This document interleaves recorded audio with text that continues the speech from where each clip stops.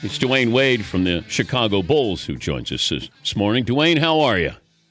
I'm doing good. I heard you doing well this morning. It's just typical. Like, do you ever get bored making jumpers? Never. You don't? Oh. No, it's a sweet feel and sound. That sound of the net is awesome, though, right? When it goes in? It is. I mean, it's just like, it is. Is there a better sound than that in sports than the ball going through the net? No, not at all. I mean, people have different interpretations of what it sounds like, but to me, it's like, it's just amazing. And I always like when the net would get caught up on the rim, so then you just reinforce that you made it, you swished it. Hey, you guys get the net down. I'm going to go back down the other end. Exactly. Did you play football in high school? I tried to play. I thought I was good, but I guess I wasn't. Wait, I heard you were pretty good. Your high school was pretty good at football. I did some research. Yeah. And my high school was very good. What position did you play? Well, I had big hands, and so I played wide receiver, and I played cornerback. But everyone told me, I thought I was like the next coming, but everyone told me that basketball was my sport. So I think I eventually listened. If you stayed with football, could you play college? I don't know. I mean, I would say maybe a smaller school since I started late. I didn't play football until my 8th grade year, and it took me a little while. But I don't think we'd be on this call right now if I would have stayed with football. I don't think we. LeBron. Now I got to see LeBron play one game in high school in football. Yeah, was he good? Oh yeah, he was Randy Moss. Yeah, he could have played. Yeah, if LeBron wanted to, he could play in the NFL. Well, I think. Do you think so? I think a lot of basketball players, could be good at football. Now, it's not the talent part of it; it's the taking the hits part of it. It's the what their body go through part of it. It's it's those things that are challenging, to say the least. I don't think it's a talent thing at all, and vice versa. I mean, a lot of football players are super talented and can play other sports as well. Well, maybe you couldn't play in college, but you could probably play for the Bears right now, Dwyane. My Bears are struggling. I always said, listen, just let me be a goal line receiver. The red zone, let me get in there, throw it to the corner, never to the middle. Let me go up and get it. I think Russell Westbrook would be an unbelievable football player. I could put him. I think you would be too. Defensive back, wide receiver. He could probably play both ways if he wanted to. Yeah, he's probably be one of those guys that will punt the ball, kick field goals, throw the ball for touchdowns, run it. You'd be one of those guys. Okay. Like Cordell Stewart type. Oh, slash. Yeah, it'd be a slash. Okay, if Russell Westbrook averages a triple-double this year, should he be the MVP? Can you be more valuable to your team if you average a triple-double? Well, no. No, you cannot be. And that's the thing is, I think the MVP has changed over the years, from what they need to change the letters because, it's not always the most valuable player who wins it. Sometimes it's the best player on the best team. But you got a lot of guys who's very valuable to the team, and they got good teams. And without them, they would be, one of the worst records in the league. And he's one of those guys. He's one of those guys that you take him off that team, and not saying that they have bad individual players, but he's the engine of that team. He does so much to give them confidence to even to be in games, to win them. So, right now he's playing MVP level, the most valuable player. But, you got other guys who are the best player on the best teams. And it's hard to argue that with the way that, it has shifted to being that. Dwyane, by the way, joining us on behalf of Poker Stars. They've launched a new Raise It campaign with Cristiano Ronaldo. So you and Cristiano Ronaldo, huh?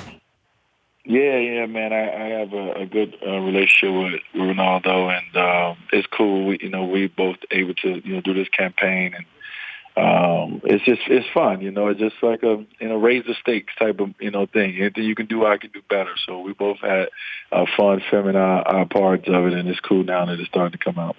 Could he teach you how to flop? Definitely. Yeah, because you know what? I need to learn the new era of flopping. I had the old one down. I need to learn the new era now. But did Vlade Divac start all of this? You know what? I can't say he started, but I mean, fresh in my mind, I remember him being very, very good at it, and one of the first ones that I remember, being amazing at flopping. And kind of what flopping did for him, it just brought attention to the referee's eyes, and it made them call things that they didn't even think that they didn't know what it was, but he just made it look like it was something, and they called it. They blew a whistle because it looked like something was happening. And then Duke must have been watching, and then everybody at Duke learned how to flop. They mastered. I think you can take a class at Duke in flopping, Dwyane. I don't know. I don't watch Duke that closely. I did watch Shane back in the day, and I don't know if Shane was a flopper. I know he took a lot of charges, but I don't know. I mean, flopping is a part of the world we live in sports, and basketball gets the bad title for flopping, but I see it. I mean, there's some awful flops, by the way, and I just got on Shaq and the Fool recently. I didn't feel like I flopped, but when I looked at the video, I said, yeah, that looks like a flop. But in the moment, I thought I got hit, and I didn't know it was coming, but when I looked at the video, I said, oh, yeah, that's for sure Shaq and the Fool. At what point did you, like the Michael Jordan phenomenon, when you're in Chicago growing up, at what point did you understand exactly who he was, and would you ever think in your wildest dreams you would play in the NBA?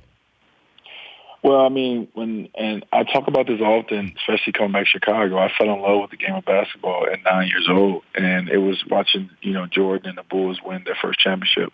That's when I really fell in love with it. That's when I really knew that's what I wanted to do. I remember sitting on the floor looking at the TV on the floor in our house and saying, that's what I want to be. That's the feeling I want. And I felt so much pride, being a Chicagoan when they won that championship.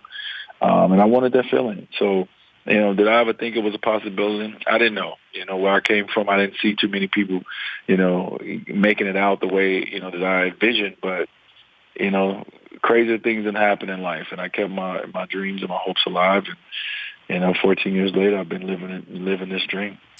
I don't know if anybody else thought this, but when you and LeBron, Chris Paul, Melo, you're at the ESPYs, and when you guys started the ESPYs, and when you were done with that, I thought of Muhammad Ali and Muhammad Ali dying and what kind of impact he may have had on younger athletes like yourself or Colin Kaepernick or LeBron.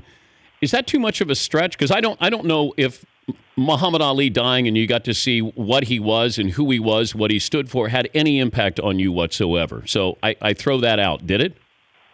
Well, I think it's had impact on everyone. And it's sad sometimes it takes, certain things to happen for people to be really appreciated for what they do or have done.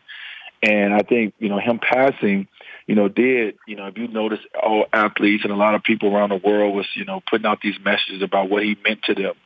And I think it just opened eyes again for us in that moment. It just felt like, we needed to use our voice. We felt we had the right platform coming up. And, we're these guys who are always out there, telling people, hey, I do this, support this, or buy this, or, and I thought we all thought it was time to use our voice for a bigger cause and a greater good. And, it was great that we had the platform to do it. A lot of people have things they want to do and say they don't have the same platform as we have. So we were speaking for, thousands and millions of others probably that have the same thought. Before I let you go, Thanksgiving dinner with Derrick Rose and Carmelo at Melo's crib. Is that right? Yeah. Okay. Now, what did you bring? What did you bring? Well, for the easy thing to bring is alcohol. You can always bring alcohol. You can bring wine. You can bring vodka. So my wife made sure that we had, about 6 to 8 bottles of different kind of alcohol to bring over, and that's always an easy gift. But Melo and Lala, for the last 2 years, because we was in New York the year before for Thanksgiving, they allowed us to come, and they're like family to us, and it was great. So got a chance to be there with D Rose, and he had nowhere to go neither, so. They just opened the doors for people who don't have nowhere to go on Thanksgiving, and it was great. We had a great time and great conversations, but amazing food. If you pass a dish to Carmelo, you don't get it back. I haven't experienced it. Just having a little fun. And, the ball stops with Mello. That's my guy. We talk a lot of stuff, so don't worry about it. That's my guy. That's one of my best friends. Poker Stars and their Raise It campaign. It's hashtag Raise It, and you can see the Raise It videos with Dwyane Wade and Cristiano Ronaldo. Great to talk to you again, and congrats on the season so far. Thank you, Dwyane. Dan, thank you as always, and keep making those baskets, man. I will. Thank you. That's Dwyane Wade, one great shooter to another. The Dan Patrick Show, weekday mornings on Audience.